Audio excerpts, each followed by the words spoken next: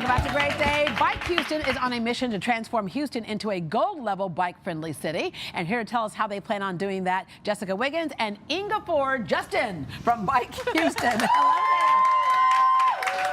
there. All right, when we say gold level, what does that mean? A gold level bicycle city is one that allows people of all abilities to be able to use transportation, multimodal, get around not only by bicycle but walking, as well as if they're using wheelchairs or things like that. So everybody has access to it. It's equity. Y'all, the city's only nonprofit advocating for people riding bikes. There's some work to do here in Houston. One of the things you have is the Commit to Build 50 Challenge. Right. What is that? So back in April, we announced the Build 50 Challenge to the city, county, and other partners to build 50 miles of high comfort bikeway in 12 months. Yeah, we say high comfort. Is that when like the bikeway actually lasts for a few minutes? It's not like it runs out and dumps into traffic, right? Stuff like that. So an easy way to understand what high comfort means is if you would feel comfortable having an 8-year-old on it. Ah, nice. Okay. Other things you want to do is improve safety, increase access, increase ridership, develop and maintain facilities. And what's so great about Houston too is that not just the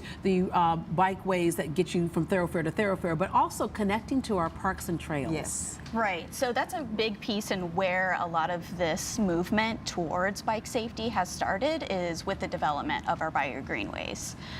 And so now we're moving beyond that and implementing the bike plan beyond our parks and bayous, which is really connecting a regional network for people on bikes. Yeah. And I gotta say, when you ride a bike, you see things differently than when you're in your car. Absolutely. What got you to riding? Well, for me, it's about connectivity and about not having to fight about a parking place all the time. That's so, good. Yeah. and being able to get to places in a very timely manner and still Which that's a great point, because you can cut through different ways that cars can't, and so you actually can get someplace quicker. You rode in from Third Ward this morning, Yes, I did. Right? And I use the rail as well as the bus system. And we like to be fit, healthy, and do our part. And car payment free. Right, car payment free. Right. Yes. Okay, the other thing that we want to talk about, of course, is enforcement and some bike laws. I think the last time most of us did any of that was like in first grade or kindergarten when you learned bike safety for a minute, right? For the kids who are riding their bikes to school. But you ensure cyclists receive respectful and lawful treatment. We can get very frustrated sometimes when we're on the streets. We have to share the road. Yes. Right, I think recently, because we've had a few crashes that have been relatively high profile, and the education of it is not only people that ride bikes, but people that drive, people that take transit, and our police department and media outlets too. We all need to know the rules of the road so we can act and respect one another on the road. Yeah, and that's both sides. Like, Yeah. Is that left turn, right turn? Wait, okay. Okay,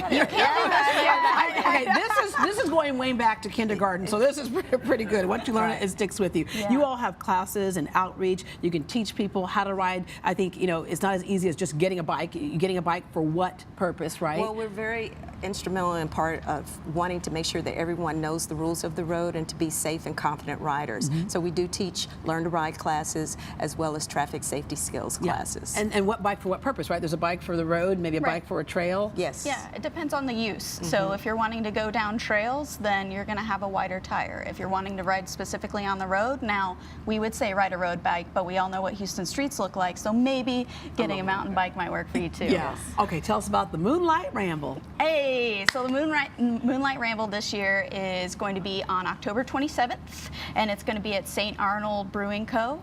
And we're going to start this year. Can we drink and ride? No.